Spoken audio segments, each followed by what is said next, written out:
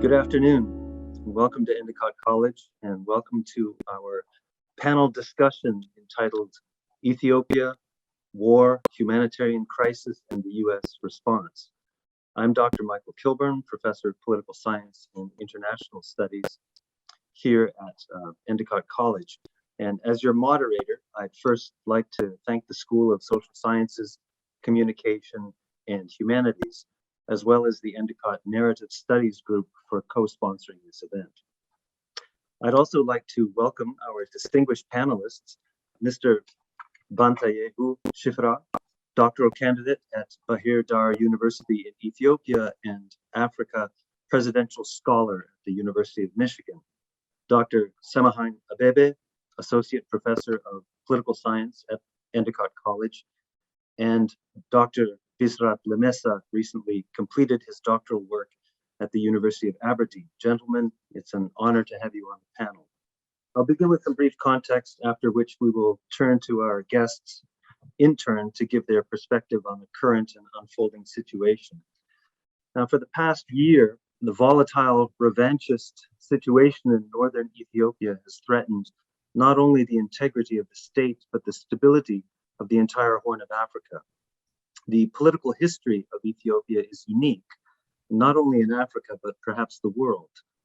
United by a succession of powerful kingdoms and emperors, it was the only African nation never to have been colonized in the European scramble for Africa.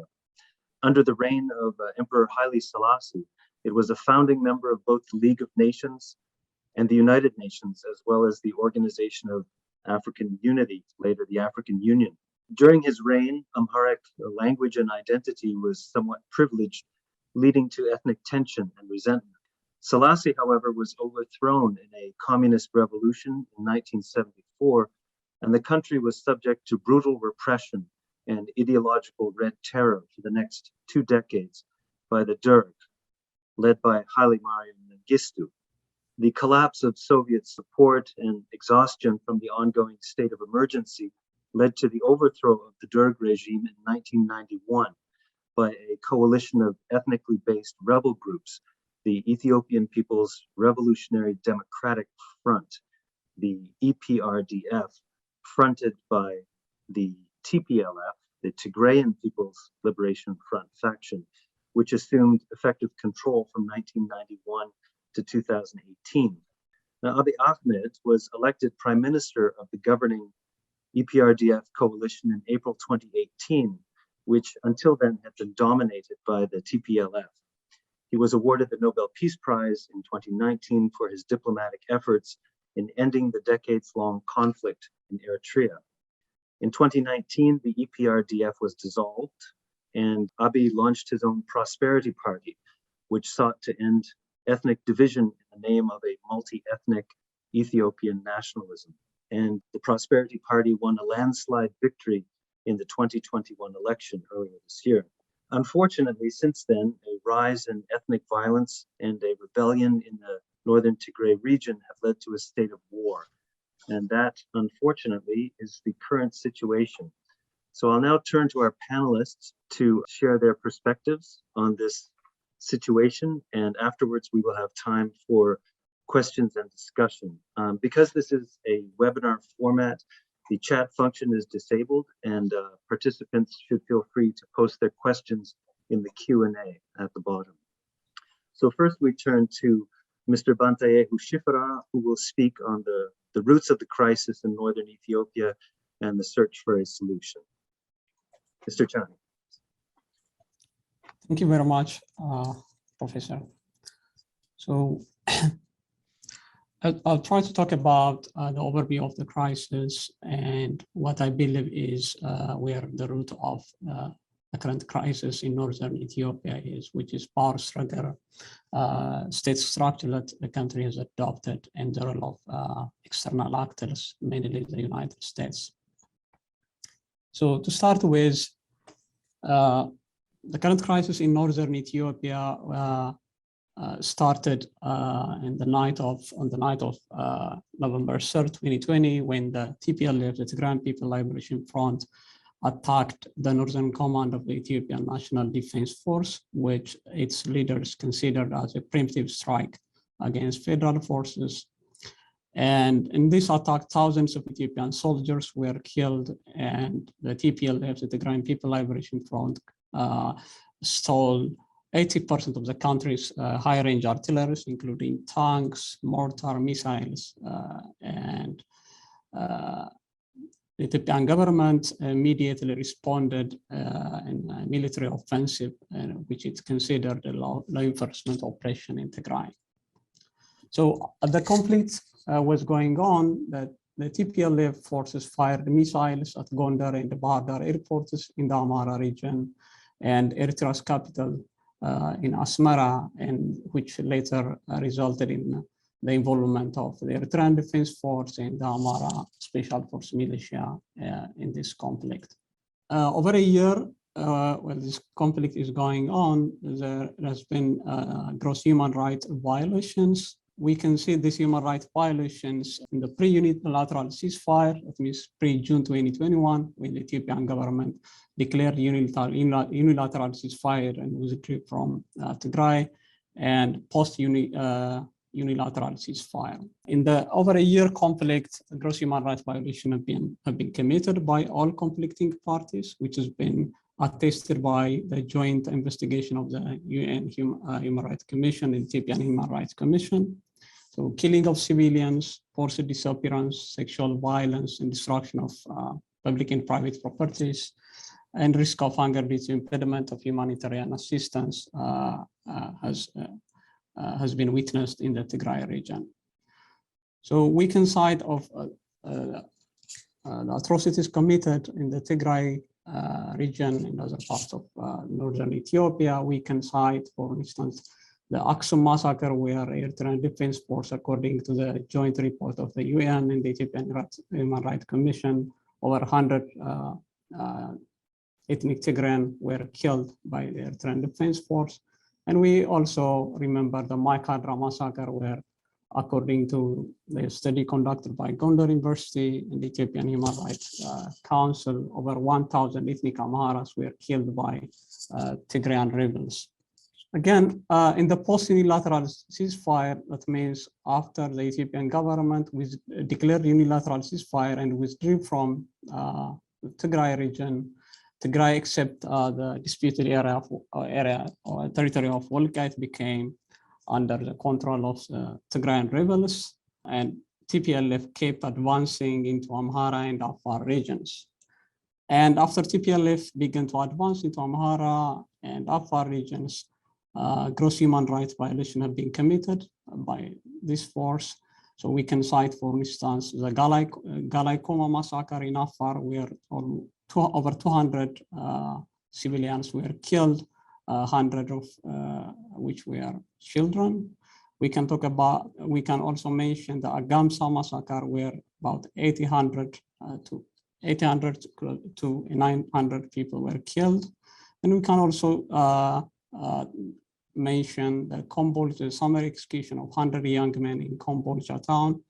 And also, according to the Amhara Regional Government Development and Plan Office, properties worth over 200 billion Ethiopian birr have been destroyed by TPLF forces. 6 million people are in need of immediate food and other humanitarian assistance. Over 1 million people have become IDPs, and over 1,460 health centers have been destroyed, and schools also have been destroyed. So we have seen gang rape and physical assaults in areas where TPLF has control in Amhara and Afar regions. In this conflict, there has been a lot has been said about the fact that the Ethiopian government has imposed aid and service blockade, and this idea that Tigray is under siege. Although the Ethiopian government has not been providing humanitarian assistance as it should, this idea of the Ethiopian government has imposed aid, service blockade, and Tigray is under siege is paradoxical, because as the US officials have mentioned, TPLF forces, the Tigray People Liberation Front, has been looting food warehouses and diverting food aid to war making, and also the TPLF has been using UN food trucks that went to Tigray to deliver humanitarian food assistance to the communities. The trucks that went to Tigray never made it back, and the Tigray rebels also reject any call to leave the Amhara and the Tigray regions through which aid could be delivered to the Tigray region. The crisis in northern Ethiopia, in my assessment, is rooted in three factors. One is power struggle. So this started in 1991 when an Albanian socialist communist group, TPLF, captured state power in 1991 in partnership with other actors and established what is known as EPRDF, a coalition of 4 political parties in Ethiopia.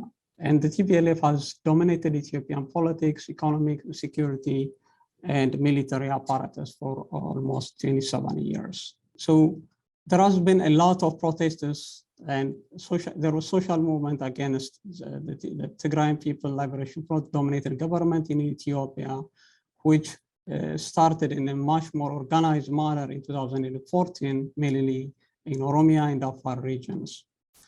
And this social movement was joined by some figures inside the EPRDF, the TPLF-dominated ruling EPRDF government, mainly in the former Oromo People Democratic Organization, OPDO, and the Amhara National Democratic Movement, ANDM.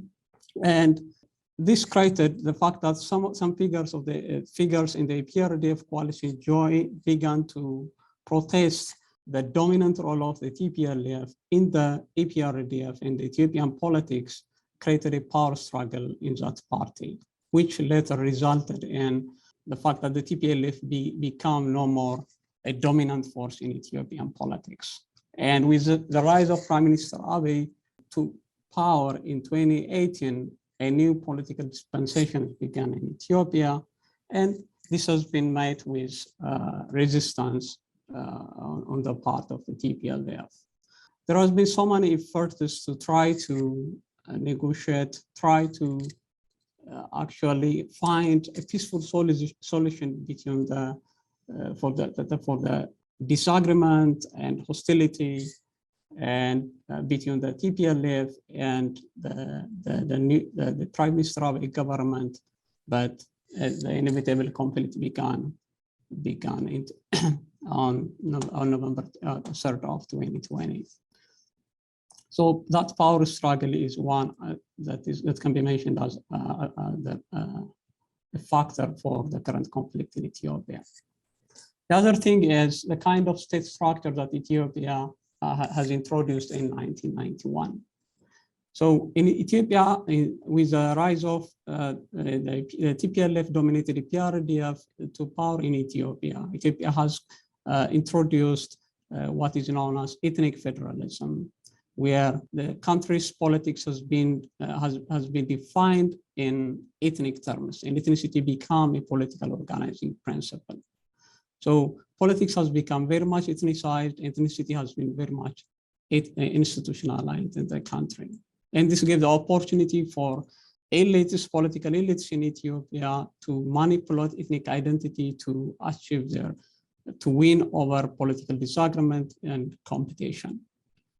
The other thing is ethnic federalism has also resulted in polarization, ethnic polarization, which gave rise to targeting attacks against some ethnic groups and displacement of people because of their ethnic affiliation in different corners of the country.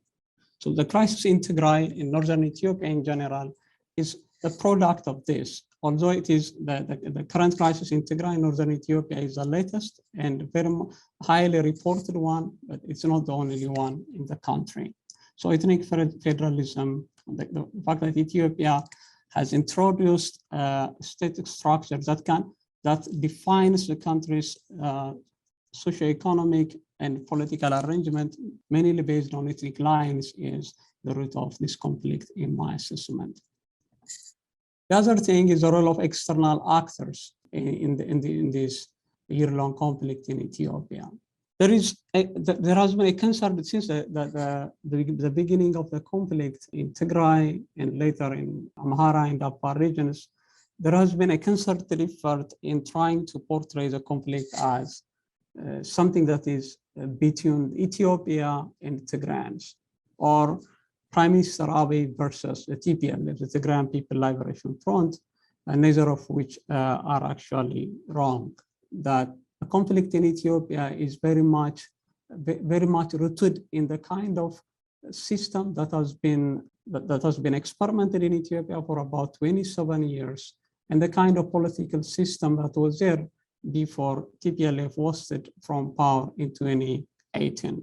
So you see in this conflict, you see a United States-led concerted effort in trying to portray this conflict as if it is between the Ethiopian government or other parts of Ethiopia against the Tigrayans. This was actually manifested when the State Department and other officials using aid agencies, the media, mainstream media, the United Nations agencies, Western governments in the academia, in trying to portray what was happening in Tigray as something that genocide is being committed by different forces.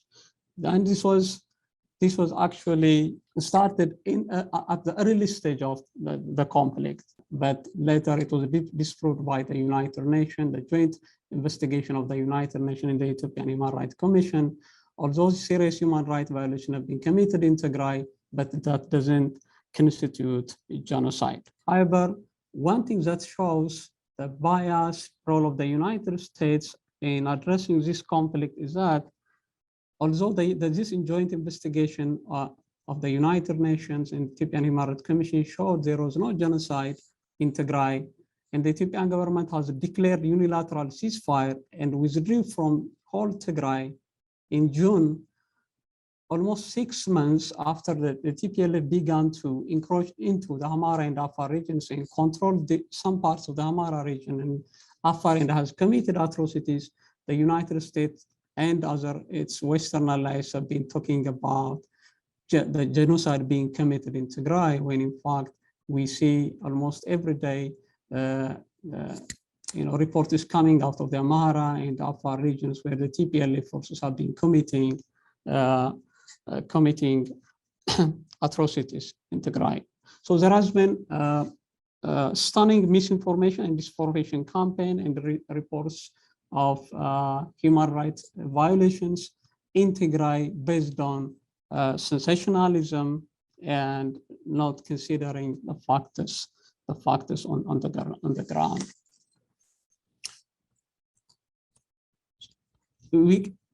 There is also, one can also see a pattern in the US's stand in addressing this conflict, that whenever the TPLF forces, the Tigrayan People Liberation Forces, are making advances into the Amhara and Afar regions, or if they are winning in this conflict, there is a tendency on the part of the US Department and its Western allies in trying to avoid this idea of genocide, this idea of human rights violation.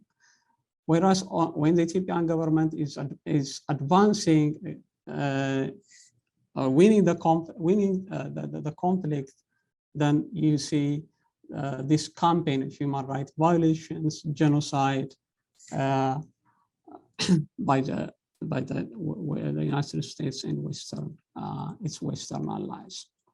One could ask why the United States has taken a side or has led a concerted effort in trying to portray this conflict as if the Ethiopian government and other actors in Ethiopia have been waging a genocidal war against their own citizens, their own brothers and sisters in Tigray, or why the United States and its allies has taken sides in this conflict.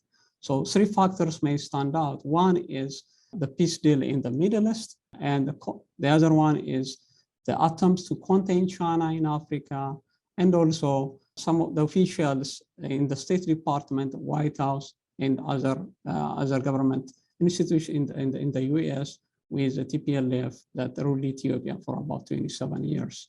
I will try to explain these issues in the Q&A, but for now I will end here.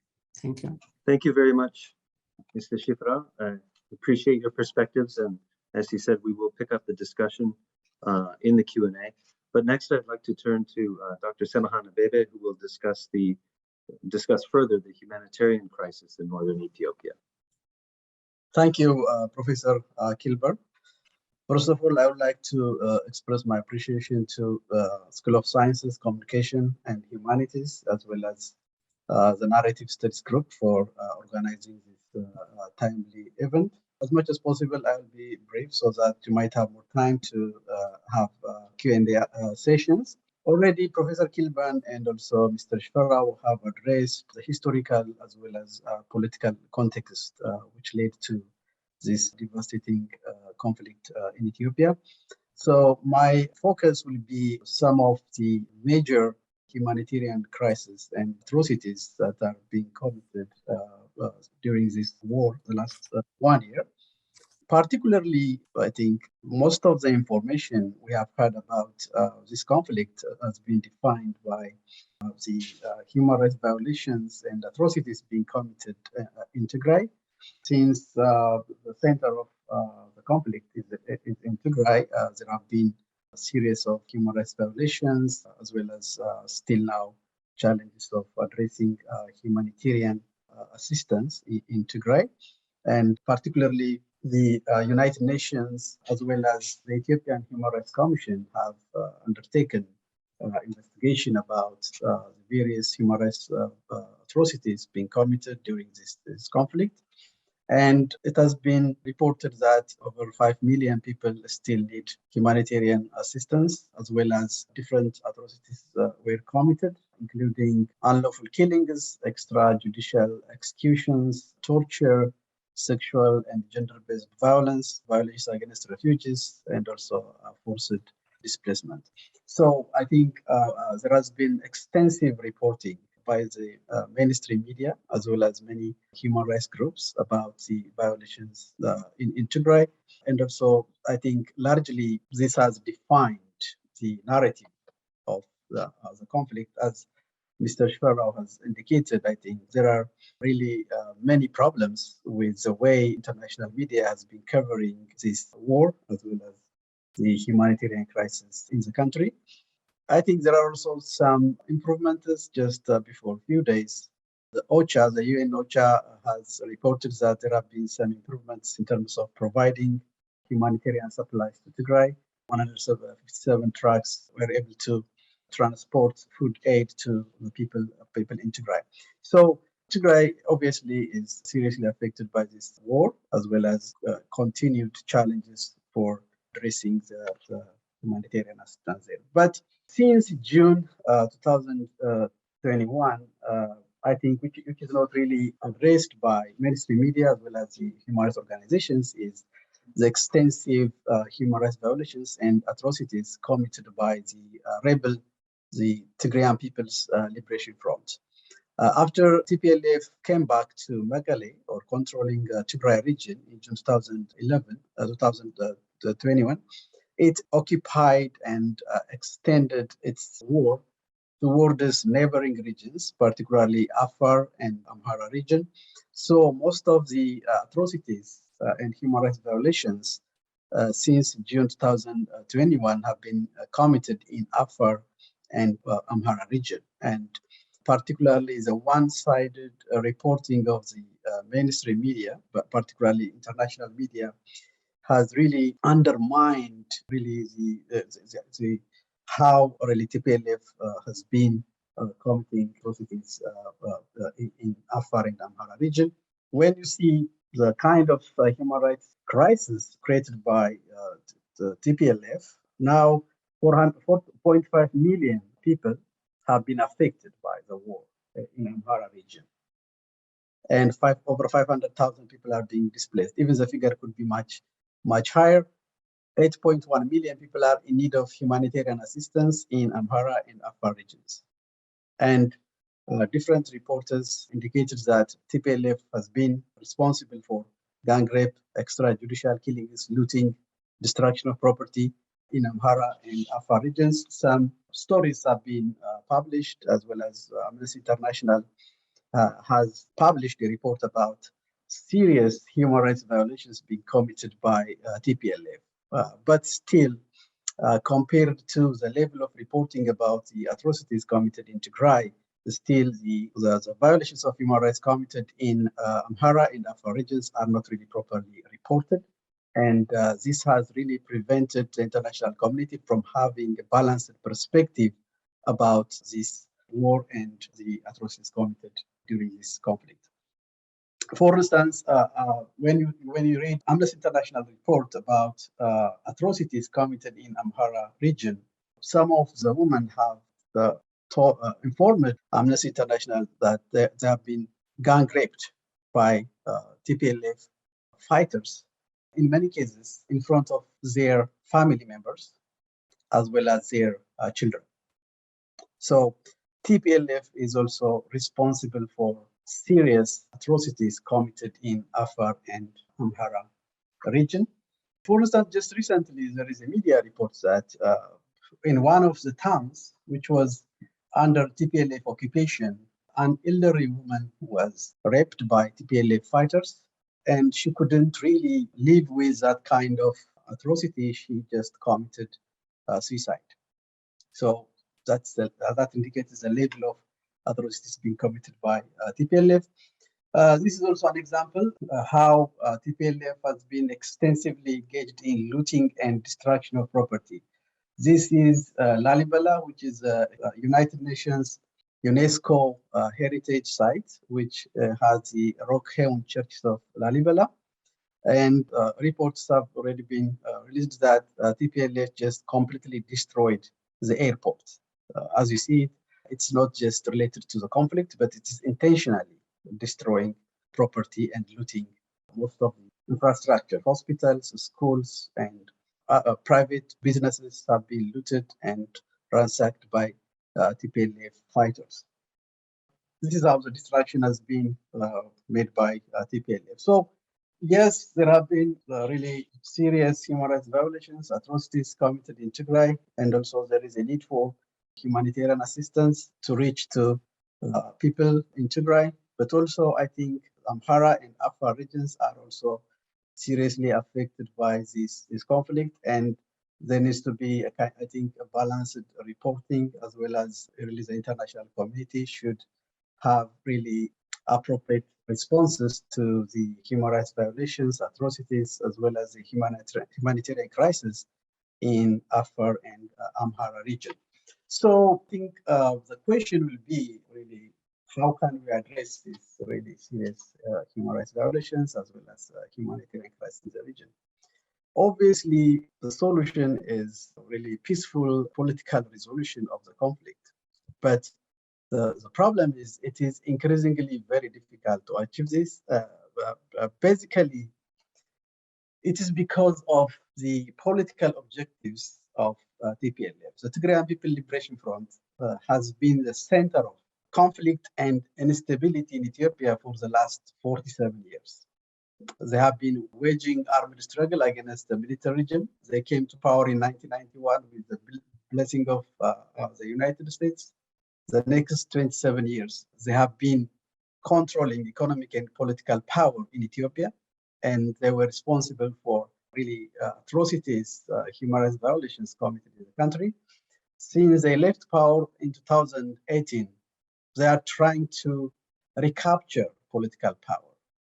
So until I think the extremely ethnocentric, as well as very ambitious hegemonic aspiration of TPLF is addressed, I think it will be very difficult for having or achieving a political solution for this problem. Because even if there are pretexts, there are some really reasons why the war is going on. The underlying really cause of this war is that TPLF leaders have said on record that unless otherwise they dominate political power in Ethiopia, they will ensure that they will destroy the country or disintegrate the country. So I think the international community or other concerned institutions should first really try to really pressure and some take actions on the political motives and objectives of TPLF. When you see, for instance, the European Union and the United States have taken some economic sanctions and also travel restrictions on Ethiopian and Eritrean officials, but they didn't take any action on TPLF. So I think unless there is more pressure really to on TPLF to accept to live in equal terms with other political groups and people in Ethiopia, it will be increasingly very difficult to really address this devastating conflict. The other is, I think, as I indicated earlier, the mainstream media has been really biased and really, even in many cases, disinformation and fake news. So I think unless there is really reporting based on facts and balance, I think it also exacerbating the humanitarian crisis in Ethiopia. For instance, when you see this CNN report before a few weeks, CNN reported that Tigrayan troops are just outside of Addis Ababa. Actually, the war was just 300 kilometers away from the capital city.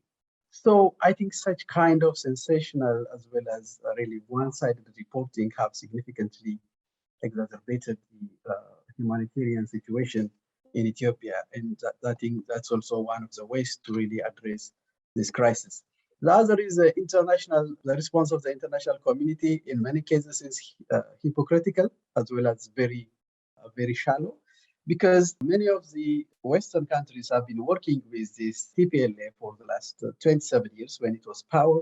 They were pumping billions of dollars to this group, despite the fact that this group were highly repressive and also extremely ethnocentric and dividing the country according to ethnic lines. They didn't take any actions. So for those of us who have been following Ethiopian political discourse for many years, we know that this will be coming because there is polarization, ethnic division in the country, and at the end of the day, this is the result of this. So they didn't do anything during the time. Now they come up with something that, there should be some kind of negotiated ceasefire. But how? Because unless TPLF ambition and its hegemonic aspiration is checked, it would be very difficult to really come up with a negotiated ceasefire or solution to this problem. The other is, I think, the government and as well as TPLF itself should work to really improve the humanitarian situation, particularly creating access to humanitarian supplies to the people who are being affected by this. And I think this is also very important. The other is the international community, despite the fact that they have been really expressing their concerns about the humanitarian crisis in the country. I think the level of commitment in terms of providing funds and also reconstruction is not really as expected. For instance, recently the World Food Program has expressed that more aid, more funding is needed to really provide basic supplies to millions of people who are being affected by this conflict. So I think this gives you some overview of the humanitarian crisis in the country, as well as some of the issues that needs to be addressed to really fix and find long-lasting solutions for this political problem. So I will address other issues during the question and answer session. Thank you. Thank you very much, Professor Abebe, for your perspective. Finally, we turn to Dr. Bisrat Lemessa, who will focus on the U.S. government's response and the implications for Ethio-U.S. relations. Okay, thank you for the invitation. I would like also to thank the panelists before me. Some of the, well, I should say most of the points that I was going to discuss have already been touched upon. So you're going to bear with me. I'm not going to speak on every point that I have on the slides. Just to give you some clue, one important issue is, I think Semahagn has been talking about it, TPLF has been seeking to establish an ethno-supremacist political order in which it dominates. For that reason, it has been using divisive rhetoric. I don't want to go into the other details. These two maps show you what has changed after 1991. So the first map was the map of Ethiopia prior to I think it was 1991. Regions were carved along traditional administrative units, districts, and so on. When TPLF came to power, it tried to install ethno-linguistic territorial claims into carving administrative regions, which are very significant for understanding what is going on now. If you see here, Tigray was just this part. Today, when we talk about Tigray, we're talking about this region. So as you can see, a lot of territories from Wollo were annexed to the new Tigray regional map. Areas from Gondar, the Bagamidir here, have also been annexed to Tigray. So these two areas are very, very important, and I may talk about them later. What does the US have in Ethiopia in terms of its geopolitical interests? As you can see, well, as you know, the Red Sea area is very significant for maritime trade route. And also the US has been trying to curtail the expansion of its rivals like China, Russia, Turkey, Iran, and so on. The US also works around maintaining the interests of its allies in MENA. You know, the geopolitical interests of Israel, the role Egypt plays in the MENA region in terms of bridging between Israel and the other Arab countries.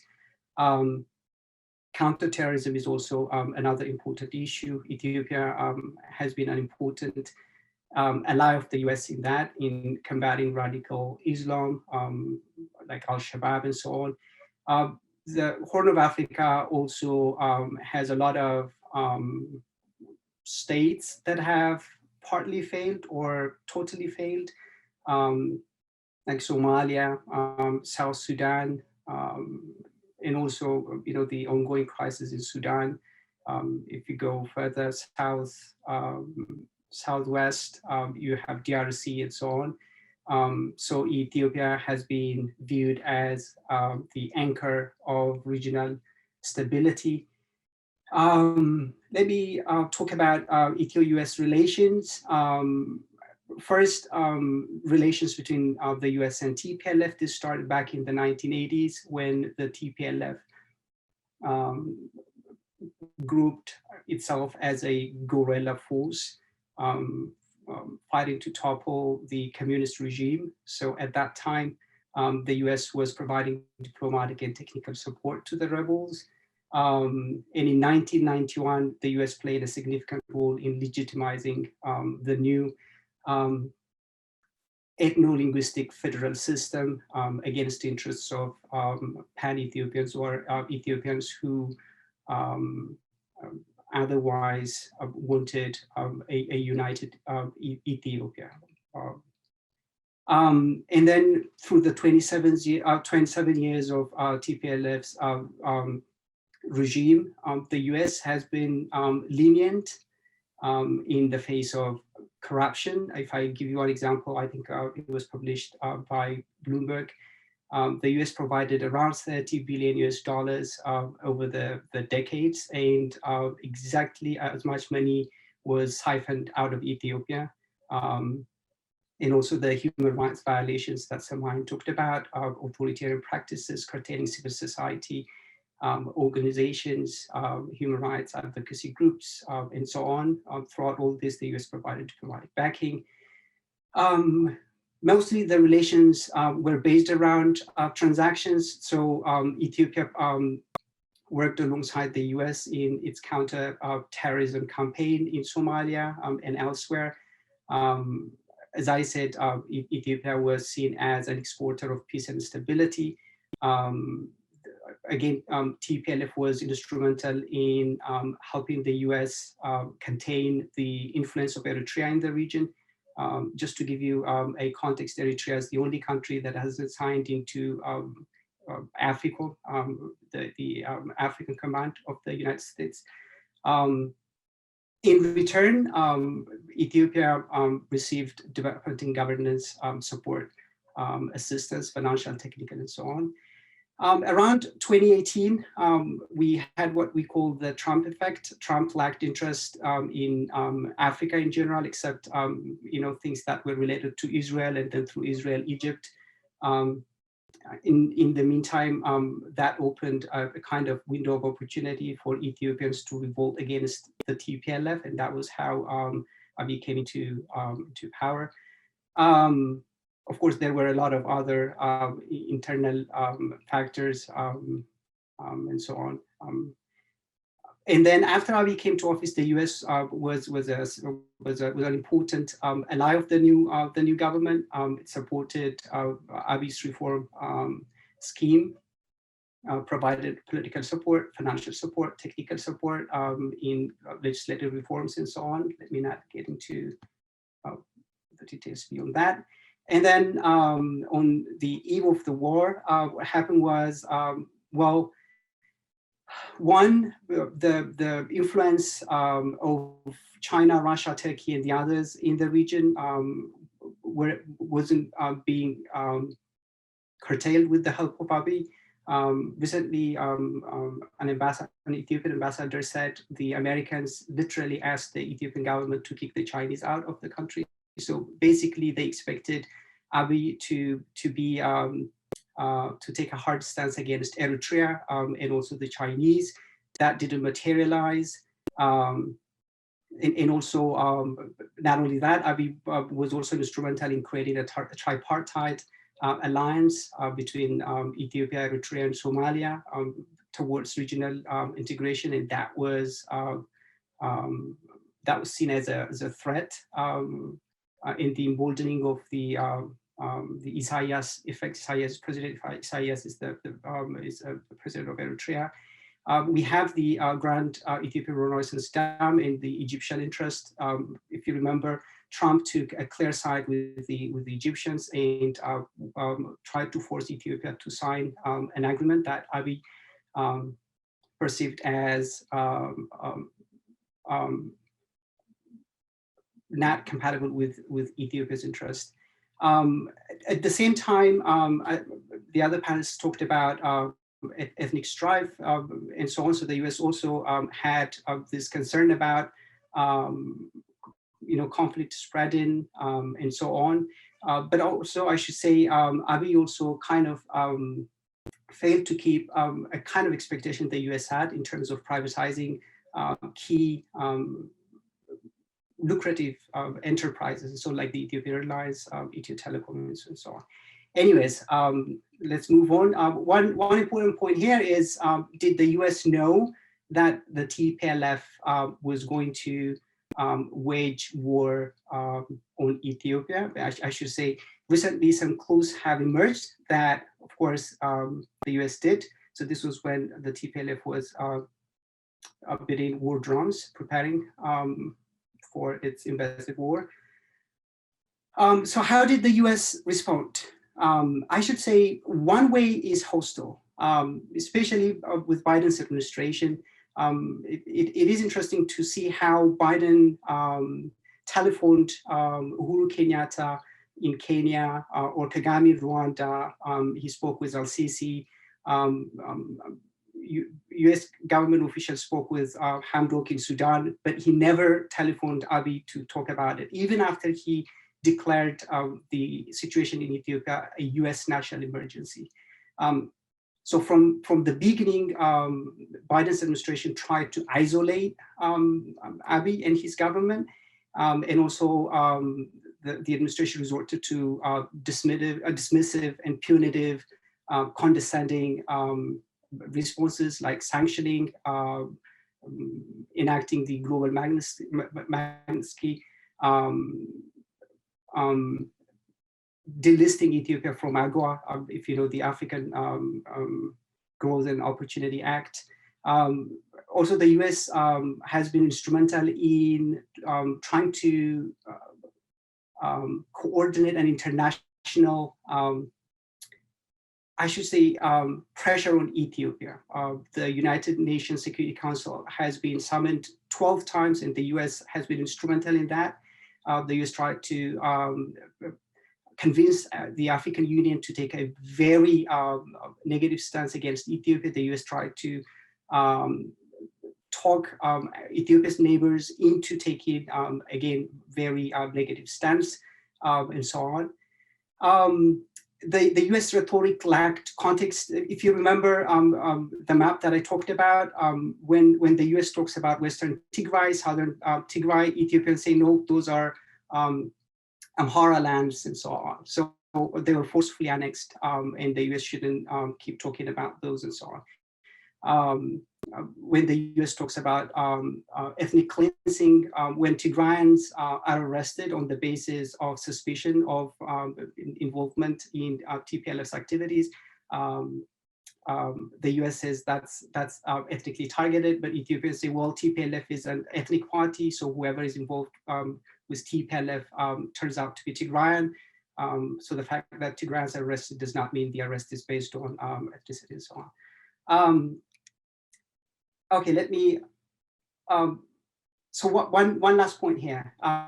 So basically the way I understand what the US wants out of its engagement with Ethiopia is regime change. And I, let me not say more on that. So these factors are quite obvious. I talked about some of them earlier, of the Egyptian pressure.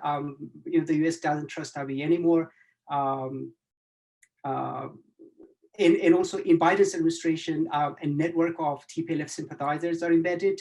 You know, some officials lived and worked with TPLF back in the 1980s when they were operating as guerrilla fighters. USG's failures to understand context of the principle that this is an insurgency war on Ethiopia, but the US failed to take a clear stance with the sovereign state. But the Ethiopian government tried to appease the US government, but it didn't work. You know, the media issue has been talked about. So finally, what happened? As a result of it, the war has exacerbated. TPLF that was ousted managed to resurrect itself with the diplomatic and material support from the West. So that also diminished the prospect for peace, I should say. Also, the Ethiopian economy is really under pressure as a result of it. Its international relations have been strained. The reform scheme has been significantly affected as a result of it. I don't think it has been seized completely. You know, regional tension has been rising, but recently there is shift in that. I should say 2 points finally. One is there is a shift in public sentiment. Ethiopians have always been pro-West, pro-America, very friendly, but for the very first time, well, you know, this happened back during the communist regime, but now for the very first time, Ethiopians are demonstrating in tens of thousands, saying USA out of Ethiopia, hands of Ethiopia, US supports terrorists and so on. And this is true back home and also in the diaspora. Now in the US, Ethiopians are voting as a bloc against the Democrats because they think Democrats, you know, traditionally Ethiopians have been, you know, Democrats in the US.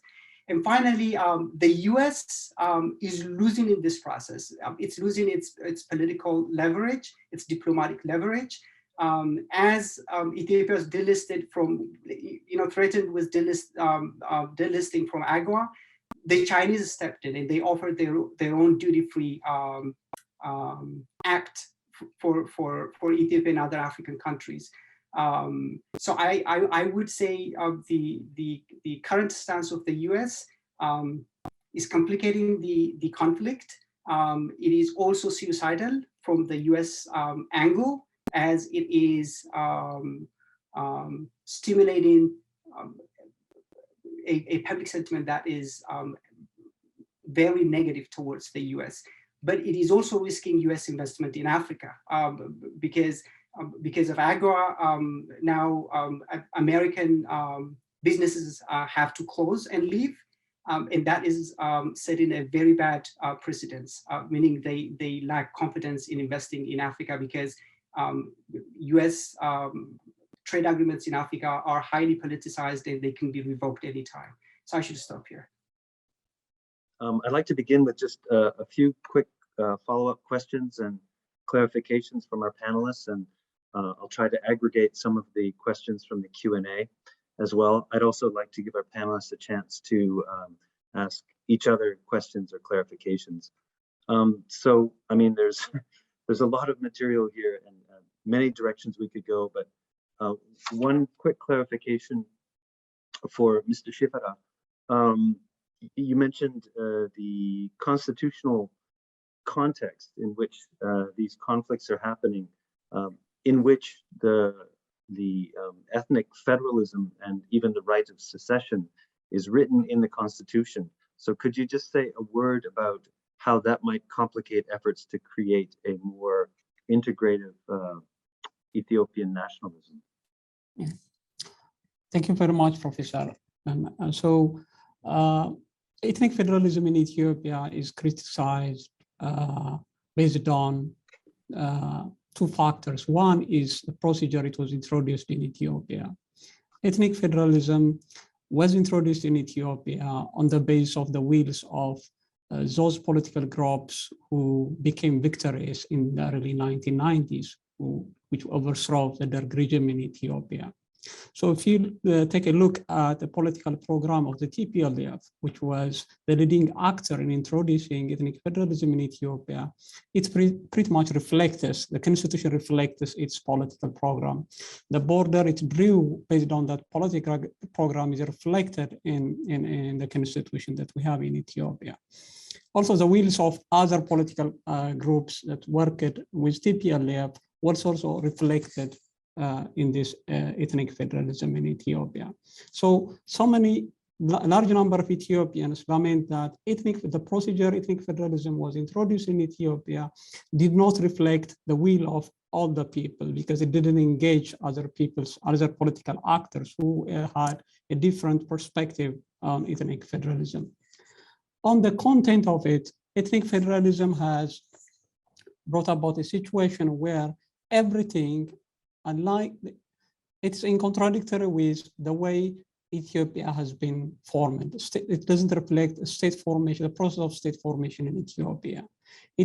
State formation in Ethiopia was based on a process that took over almost a millennia, based on which political leaders who came at different times try to build a state based on consent and force, just like European states. So you cannot define Ethiopia just based merely on the basis of ethno-linguistic criteria. What the ethnic federalism has done is everything has become very much reduced to ethnic affiliation. And that's not just it. If you look at the regional constitutions of different regions in Ethiopia, which were ratified on the basis of this federal constitution, this constitution actually make a large number of Ethiopians stateless. If you see, for instance, the regional constitution of the Oromia region, it basically, the preamble starts with "we the Oromo." So tens of millions of non-Oromo are living in Oromia. So they don't have representation. They don't have any say in the political decision-making process in that region.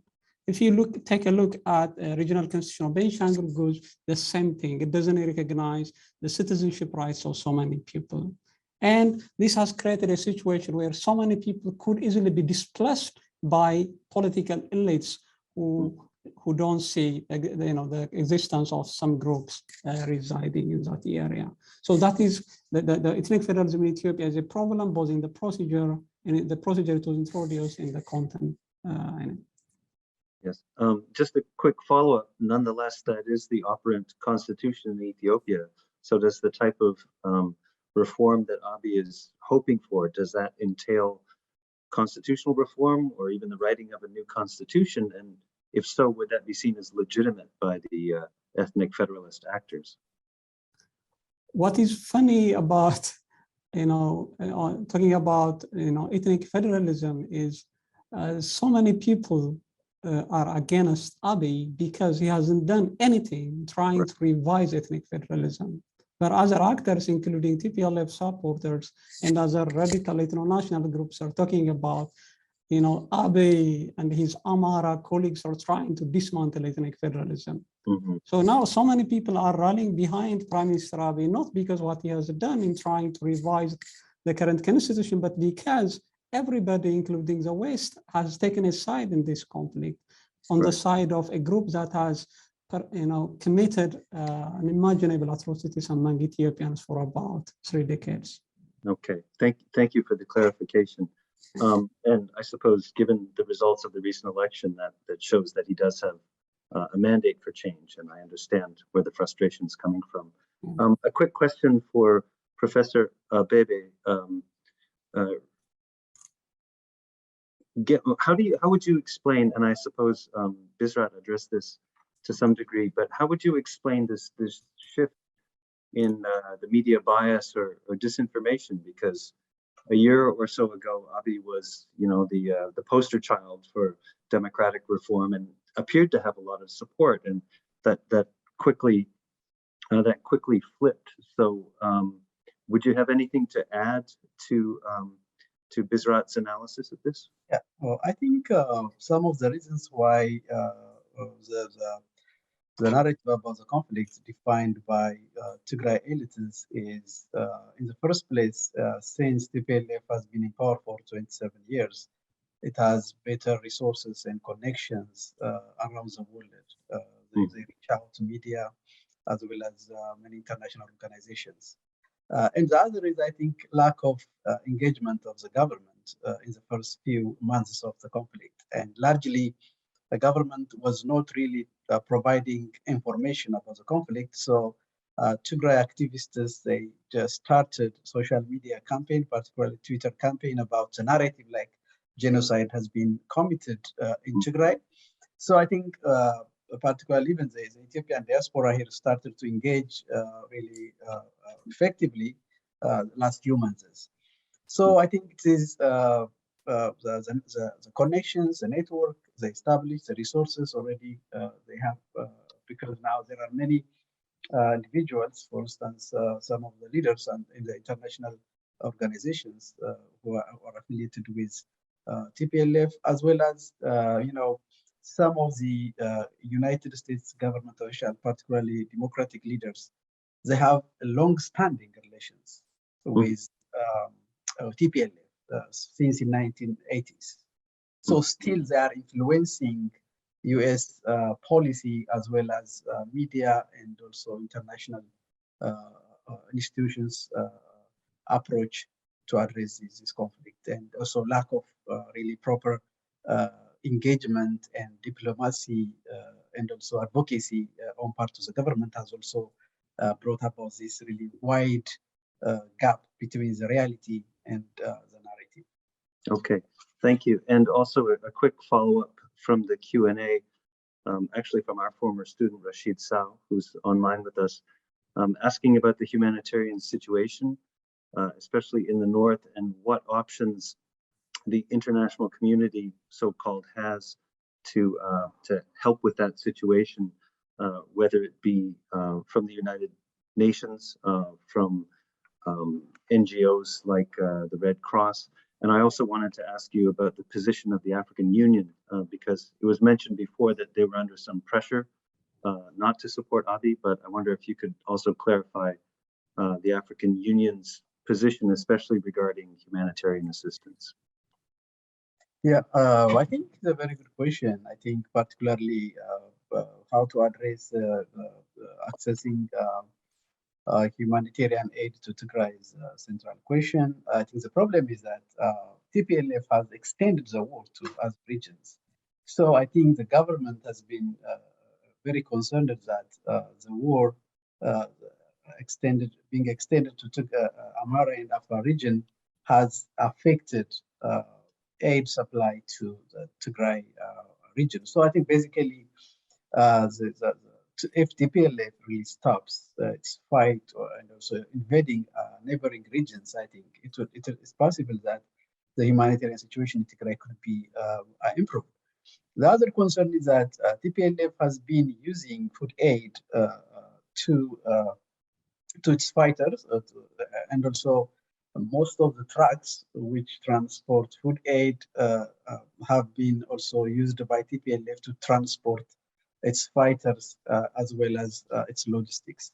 So it's a very complex. So I think the only way we can't convince TPLF, I think, because there needs to be some kind of pressure and action taken by the international community so that TPLF could abide by the international humanitarian law. But when you see the international community, for instance, the United States took economic sanctions on Ethiopia as well as diplomatic sanctions on Eritrea and Ethiopia, but they didn't take any action on TPLF. Mm-hmm. So I think there should be even treatment of all the groups which are fighting on the ground. Okay, thank you. And finally, also aggregating some of the responses from Q&A, a question, I suppose, for Bisrat Lamesa.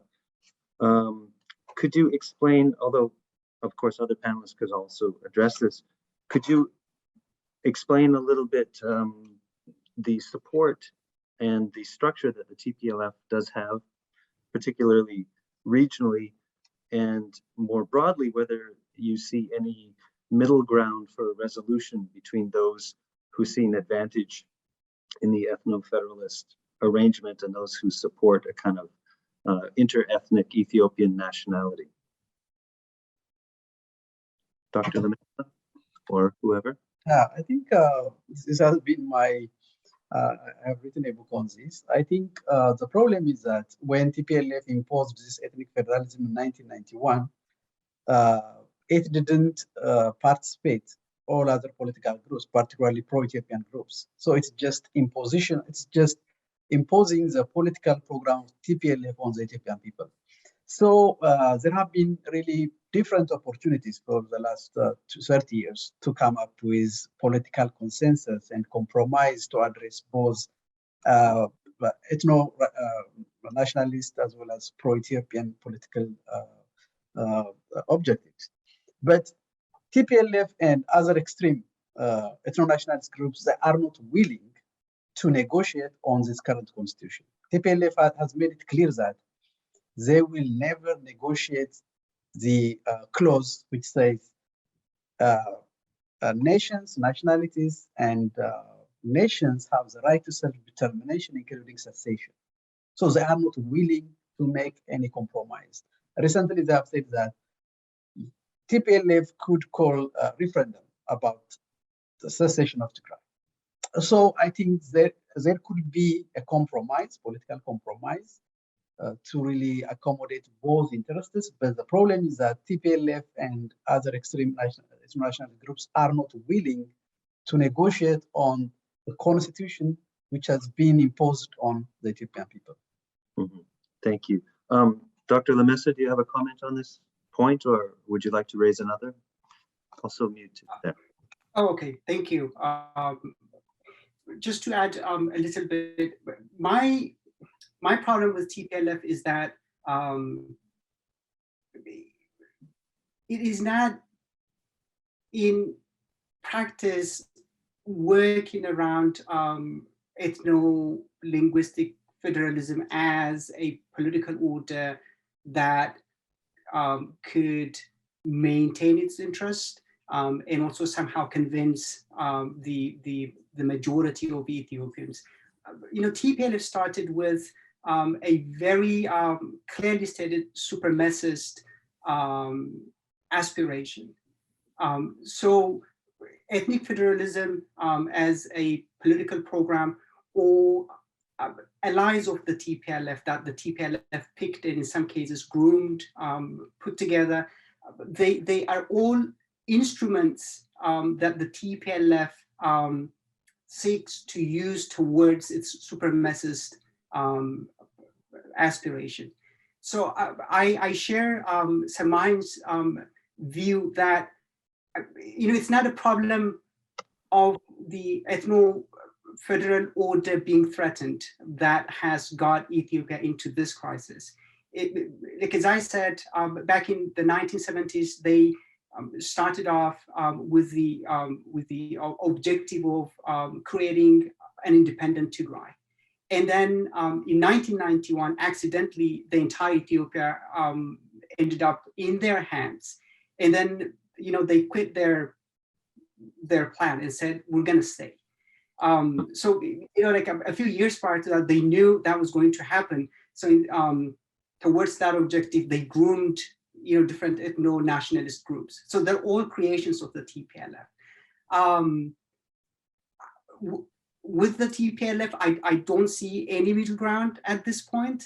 And also, what Bantayehu said is very critical. Informal figures indicate that about 40% of Ethiopia's population descends from at least two ethnic backgrounds. And that significant size of the population hasn't been represented discourse-wise, structure-wise, political program-wise. So I'm pretty pessimistic. And what I now see is the TPLF as an ideological and military entity needs to be subdued. And then we can think of post-TPLF Ethiopia in that sense. Go ahead, please. Yeah, if I may add something on this. Just, it is true that there is some kind of war of visions, in general, that there are some legitimate concerns in terms of addressing culture, language, and diversity in Ethiopia. And that is a legitimate concern that everybody should listen to.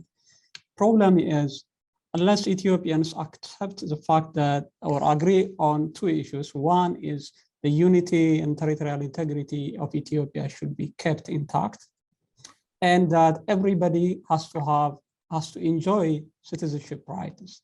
For me, that is the crux of the problem. Radical ethno-nationalists in Ethiopia, or those who consider themselves as ethnic federalists, don't want to listen to people who say, I have a citizenship right as an Ethiopian, wherever I am living. So a person in Oromia would say that I should be represented, or I should have a say in the political decision-making process as an Ethiopian living in Oromia region, or in Benishangul region, or other regions in Ethiopia. The problem is dominant groups in some regions consider like the region as their own only. There is ownership of that region only to a certain ethnic group. So unless whether Ethiopians agree or disagree on ethnic federalism is one thing, but unless people agree on the fact that there is a need to understand the unity and territorial integrity should not be put on negotiation, and that everybody's citizenship rights should be respected, then the rest is, I think, easy to deliver. Thank you all very much. Shortly, I'll be closing the panel, but hopefully not the discussion. We hope this is the beginning of a much broader and more balanced consideration of the current crisis, and perhaps even one day a resolution to it. So on that characteristically optimistic American note, I'd like to invite each of the panelists to provide a closing statement, and perhaps what solutions or resolutions you could imagine for this current situation. Perhaps we'll start with Mr. Shifra. I just want to say that in this conflict, what has been very much surprising is the role of the United States in all this mess in Ethiopia. As someone who has lived in Ethiopia for about 30 years and someone who studied international relations, for me, what the United States is doing is very much baffling. It is not that the United States, people in the State Department or other officials do not know what has been happening in Ethiopia for about 3 decades, that the TPLF has ruled Ethiopia just suppressing the voice of dissent in such an authoritarian context. And they also understand the concern that Ethiopians have against this group. So one manifestation of the United States bias in this conflict is in 6 months since the Ethiopian government withdrew from Tigray, there is no any Amhara force, Ethiopian National Force in Tigray. But people in the State Department and the USAID, other UN agencies are talking about Ethiopians committing genocide in Tigray, when in fact the TPLF is out of the Tigrayan region, advancing to Amhara and Afar regions in committing genocide atrocities in this part of the country. But nobody is talking about it. So unless the United States, has this unbiased role in this conflict and get the trust of Ethiopians, things are going to be complicated. I'll take that.